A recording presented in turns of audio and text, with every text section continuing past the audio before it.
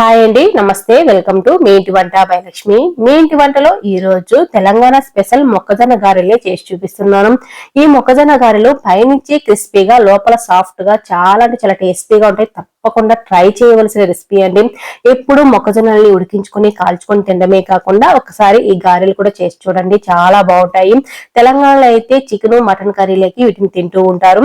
ఇలాగే మనము డైరెక్ట్ గా స్నాక్స్ లైనా తినొచ్చు, లేకుంటే మనము ఏదైనా సైడ్ డిష్ అయినా పెట్టుకొని తినచ్చండి. పప్పు చారు రసం చేసుకుంటాం కదా, అలాంటి వాటికి సైడ్ డిష్ గా పెట్టుకొని తినొచ్చు.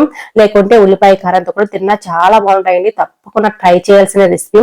ఇక మనం లేట్ చేయకుండా వీడియోలోకి వెళ్ళిపోదాము. ఈ మొక్కజొన్న గారెని ప్రిపేర్ చేసుకోవడం కోసం ముందుగా మొక్కజొన్నలు తీసుకోవాలి. ఈ మొక్కజొన్నలు కొంచెం ముదురుగా ఉన్నవైతే చాలా బాగా వచ్చేస్తాయి. అదే కొద్దిగా లేతగా ఉన్నవైతే మనం నానబెట్టుకోవాల్సిన పని లేదండి. ఇక నాకు మరీ ముదురుగా లేవండి, మీడియం గా ఉన్నాయి కాబట్టి నేనేమి నానబెట్టుకోలేదు, డైరెక్ట్ గా గ్రైండ్ చేసుకోవచ్చు. వీటిని ఇందులో నీళ్లు పోసేసుకొని ముందుగా 2 నుంచి 3 సార్లు బాగా కడిగేసుకుంటున్నాను. కడిగేసుకున్న తర్వాత ఈ మొక్కజొన్నల్ని నీళ్లు లేకుండా మిక్సీ జార్లో కొద్దిగా వేసుకుంటూ గ్రైండ్ చేసుకోవాలి, ఒకేసారి కాకుండా. నేనైతే కొద్దిగా మొక్కజొన్నల్ని ఇలా మిక్సీ జార్లో వేస్తున్నాను. ఇక్కడే గానీ నీళ్ళు అనేటివి వేసుకోకూడదు. 4 పచ్చిమిరపకాయలు అలాగే 4 ఎండుమిరపకాయలు కూడా వేసుకుంటున్నాను. మీకు ఇష్టమైతే ఏదైనా సరే ఒకటే కూడా వేసుకోవచ్చు, మీ కారానికి అనుగుణంగా వేసుకోవాలి. 1/2 టీ స్పూన్ జీలకర్ర కూడా వేసుకొని 1/2 టీ స్పూన్ వరకు సాల్ట్ కూడా వేసుకొని మూత పెట్టేసి గ్రైండ్ చేసుకోవాలి. మనం ఇక్కడ నీళ్ళేమి వాడకూడదు, గట్టిగానే ఉండాలి. చూసారు కదా, వీడియోలో చూపిస్తున్నట్లుగా ఇలా బరకగా ఉంటే సరిపోతుంది. మరి ఎక్కువ మెత్తగా గ్రైండ్ చేయకూడదు, వీడియోలో చూపిస్తున్నట్లుగా ఉంటే సరిపోతుంది. ఇలా గ్రైండ్ చేసిన దాన్ని ఒక మిక్సింగ్ బౌల్లోకి వేసుకుంటున్నాను. మిగతా మొత్తం మొక్కజొన్నల్ని ఇలాగే గ్రైండ్ చేసుకొని వేస్తున్నాను. పిండి వీడియోలో చూపిస్తున్నట్లుగా ఇలా బరకగా ఉండాలి. ఇలా వేసుకున్న తర్వాత 1 టీ స్పూన్ వరకు అల్లం వెల్లుల్లి పేస్ట్ వేసుకున్నాను. అలాగే మీడియం సైజు ఉల్లిపాయను చిన్న ముక్కలుగా కట్ చేసి వేసుకున్నాను. సన్నగా తరిగి పెట్టుకున్న కరివేపాకు, సన్నగా తరిగి పెట్టుకున్న కొత్తిమీర కూడా వేసుకుంటున్నాను. మనం కారానికి సరిపడా గ్రైండ్ చేసి వేసుకున్నాం కదా పచ్చిమిరపకాయలు, ఎండుమిరపకాయలు, ఇక్కడ ఏమి వేసుకోవాల్సిన పని లేదు. మొత్తం కూడా బాగా కలిసేటట్టు కలిపేసుకోవాలి. మరి ఎక్కువ ప్రెస్ చేసినట్లు కలపకుండా వీడియోలో చూపిస్తున్నట్లుగా ఇలా కలుపుకోవాలి. ఎక్కువ ప్రెస్ చేసామంటే ఉల్లిపాయల్లో ఉన్న వాటర్ బయటకు వచ్చేసి పిండి పలచబడుతుంది.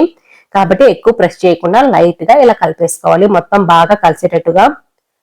ఇలా కలుపుకున్న తర్వాత కన్సిస్టెన్సీ అనేది వీడియోలో చూపిస్తున్నట్లుగా ఇలా ఉంటే సరిపోతుంది గారెలు చేసుకోవడానికి అనుగుణంగా. ఇప్పుడు ఒక బౌల్లో నీళ్లు తీసుకొని చేతిని ఇలా తడిపేసుకోవాలి. చేతిని తడిపినప్పుడే పిండి మనకు చాలా బాగా నీట్ గా వచ్చేస్తుంది. కొద్దిగా పిండిని తీసుకుంటూ ఏదైనా ప్లాస్టిక్ కవర్ పైన కానీ, బటర్ పేపర్ కానీ, లేకుంటే అరిటాకు పైన కూడా వీడియోలో చూపిస్తున్నారు ఇలా చేసుకొని మధ్యలో ఒక చిన్న రంధ్రం పెట్టేస్తున్నాను.